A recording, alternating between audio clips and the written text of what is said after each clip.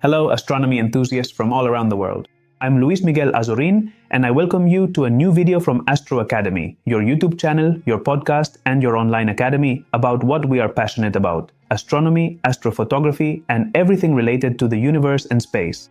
Today we're going to solve a mystery that confuses almost everyone when they start out. How much magnification does my telescope have? And how much magnification do I get when I attach a camera? If you come from visual observation, you're used to swapping eyepieces to get closer to the planets. But when you move on to astrophotography, that word, magnification, starts to fall short. Today we're going to bust that myth. We're going to see why a telescope with a long focal length, like a 105mm Maksutov Cassegrain, paired with a camera that has tiny pixels, like those of the IMX715 sensor, behaves radically differently from a conventional DSLR camera with a wide-field refractor telescope. Get ready, because today we're going to learn how to calculate exactly what your sensor is seeing and, most importantly, whether you're pushing your equipment beyond what physics allows.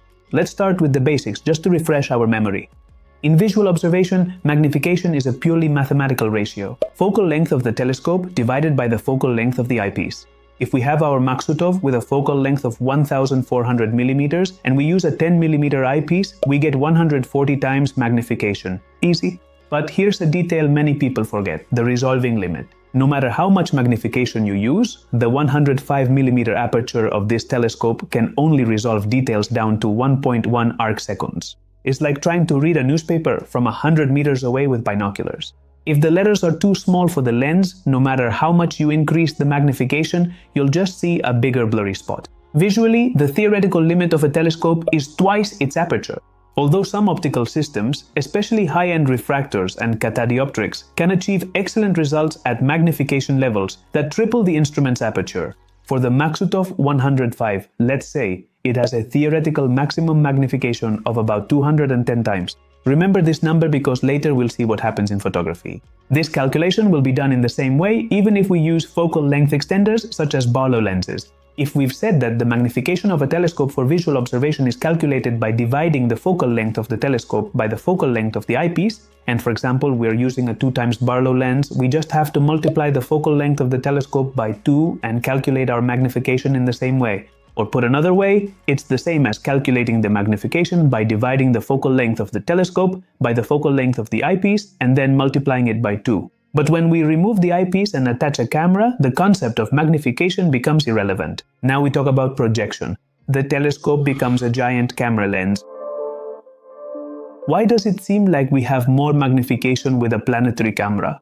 Because of the sensor size. If you project the image of Jupiter onto a huge sensor like that of a full-frame camera, Jupiter will look like a tiny dot in an ocean of black. But if you use a planetary sensor like the Sony IMX715, which is a very small sensor, Jupiter will take up almost the entire image. This isn't optical magnification, it's crop factor.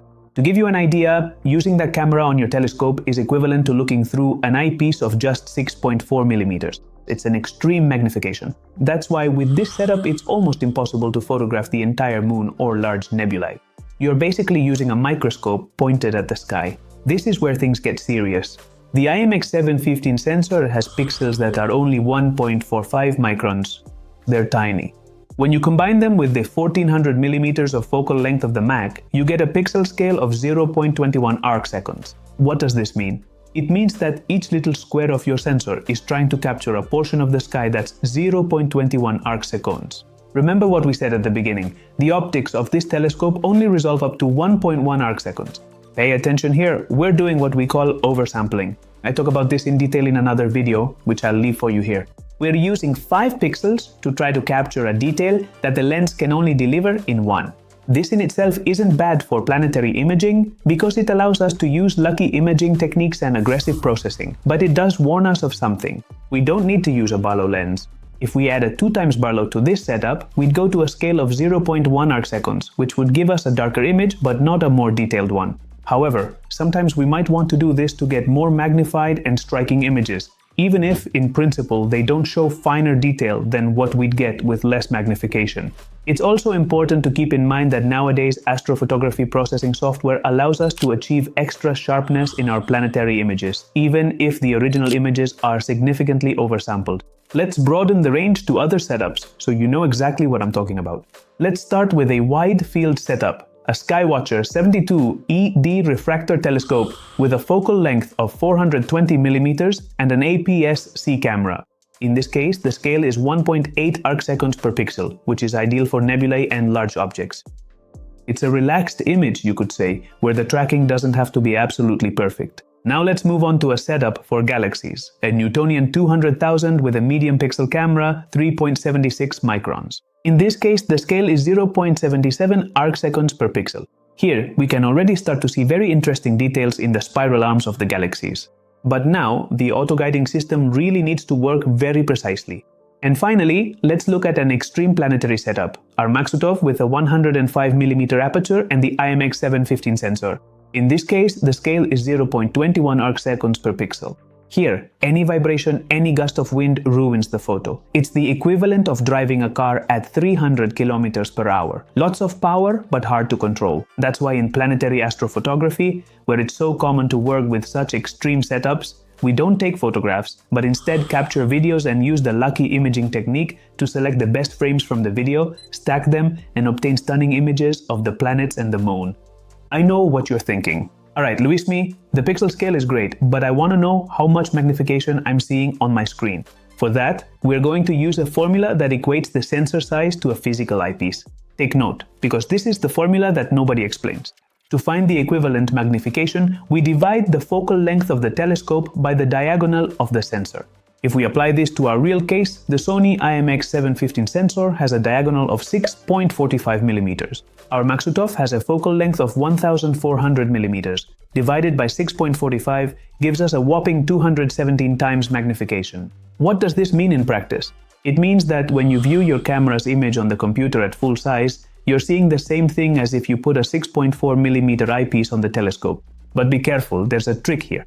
If we swap the camera for a conventional DSLR with an APS-C sensor, which has a diagonal of about 28 mm, the result changes drastically. 1400 divided by 28 is only 50 times magnification. Do you see? The telescope is the same, the focal length is the same, but just by changing the sensor, we've gone from 50 to 217 simulated magnifications. That's why in astrophotography, we don't talk about the magnification of the telescope, but of the entire system. And that's why in astrophotography, we talk about deep sky astrophotography cameras, with large sensors that allow you to capture wide portions of the sky and, therefore, extensive nebulae, and about much smaller planetary sensors that make it possible to obtain highly magnified images of the moon and the planets. With 50 times magnification, which is what the APS-C sensor gives us, the entire moon fits in the frame and there's still room to see the surrounding stars. It's a context photo. With 217 times magnification, which is what the IMX715 sensor provides, the moon is so large that it overflows the sensor. You'll only see a sea of craters filling every corner of your screen.